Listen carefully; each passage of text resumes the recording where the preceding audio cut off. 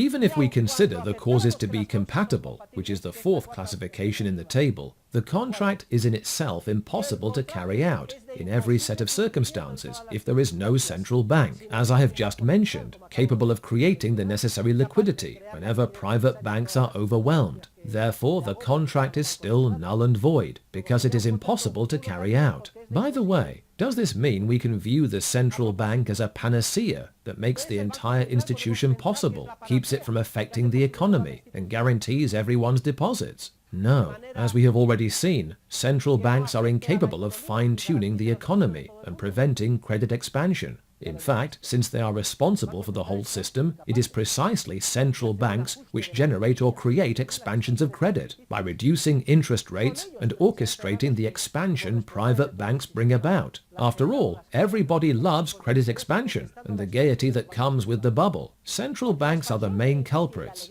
In any case, the most a central bank can guarantee is that it will create money from nothing and give it to bankers so that they can return it to their customers. But the central bank cannot guarantee the stability of the purchasing power of the monetary unit, or that it will resemble what it was when I made the deposit. Neither can the central bank guarantee a sustainable economy free of structural malinvestment. Central banks can save banks only by creating money from nothing, that is, by causing inflation. They can rescue private banks and thus guarantee the withdrawal of deposits in nominal terms, but not in terms of purchasing power. Sooner or later, they will cause an inflationary bubble, which will lower the purchasing power of the monetary unit. There is a video on the internet which compares the theories of Keynes, an English economist who supported inflationary enthusiasm, fractional reserve banking and credit expansion, and Hayek, an Austrian economist and disciple of Mises, who correctly explained the theory of the cycle. In the video, each explains his theories, and you will see how Keynes is presented. He describes banks' credit expansion as the most amazing thing ever, and an analogy is drawn with a drinking binge. So we see Keynes getting into a limousine. Come on, let's party and have some fun. This is the analogy for the initial speculative bubble.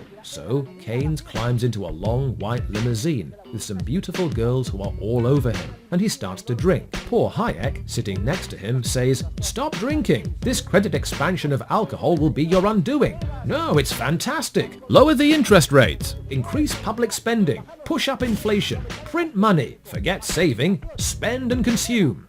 It is really funny too that the two bartenders who are serving Keynes the alcohol in the bar are wearing name tags. One is called Ben, for Ben Bernanke, and the other is Tim, for Timothy Geithner. Do you know who they are? Ben Bernanke was chairman of the US Federal Reserve, and Timothy Geithner was US Secretary of the Treasury. They are the ones serving the alcohol. Then it is Hayek's turn to explain his theory, and he says that whole speculative bubble is what gives rise to financial crises and economic recessions, and we see Keynes with a terrible hangover, throwing up in the toilet.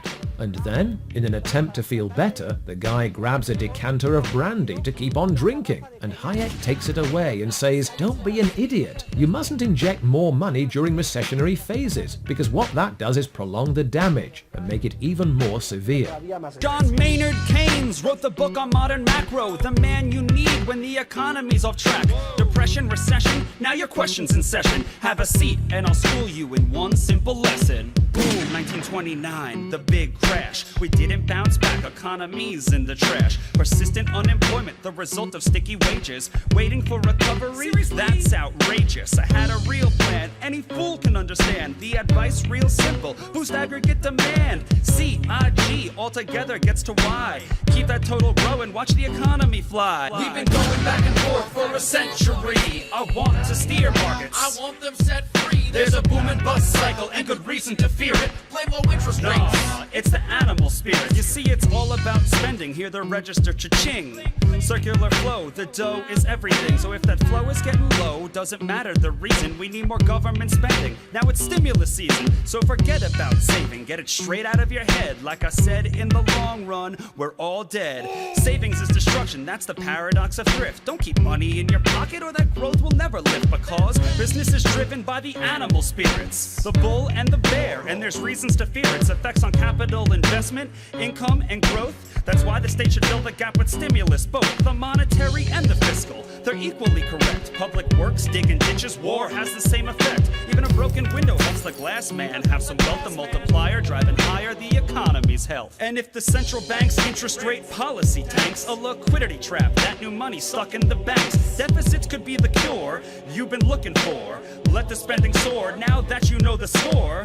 My general theories made quite an impression. Revolution! I transformed the econ profession. You know me, modesty, still I'm taking a bow. So say it loud and say it proud, we're all Keynesians now. We've been going back and forth for a century. I want to steer markets. I want them set free. There's a boom and bust cycle and good reason to fear it. I've made my case, Freddie H. Listen up, can you hear it? I'll begin in broad strokes, just like my friend Keynes. His theory conceals the mechanics to change. That simple equation, too much aggregation, ignores human action and motivation. Yet it continues as a justification for bailouts, payoffs by polls with machinations. You provide them with cover to sell us a free lunch. Then all that we're left with is debt and a bunch. If you're living high on that cheap credit hog, don't look for a cure from the hair of the dog. Real savings come first if you want to invest. The market coordinates time with interest. Your focus on spending is pushing on thread. In the long run, my friend, it's your theory that's dead. So sorry there, buddy, if that sounds like invective. Prepare to get schooled in my Austrian perspective. We've been going back and forth for a century. I want to steer markets. I want them set free. There's a boom and bust cycle and good reason to fear it. Blame low interest rates. No, it's the animal spirit. The place you should study isn't the bust, it's the boom that should make you feel leery. That's the thrust of my theory. The capital structure is key. Malinvestments wreck the economy. The boom gets started with an expansion of credit. The Fed sets rates low. Are you starting to get it? That new money is confused for real loanable funds, but it's just inflation that's driving the ones who invest in new projects like housing construction. The boom plants the seeds for its future destruction.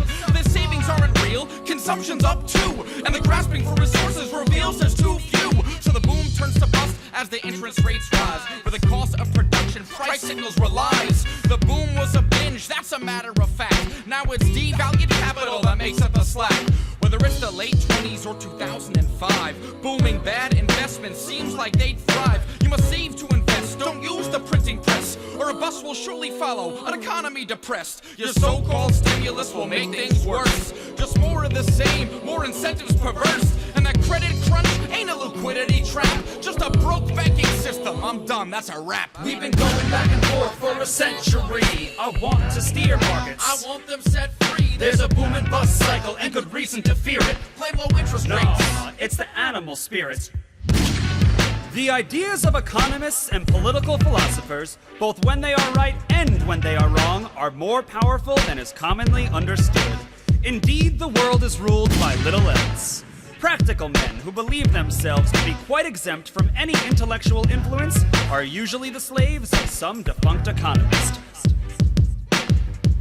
The curious task of economics is to demonstrate to men how little they really know about what they imagine they can design. They've been going back and forth for a century.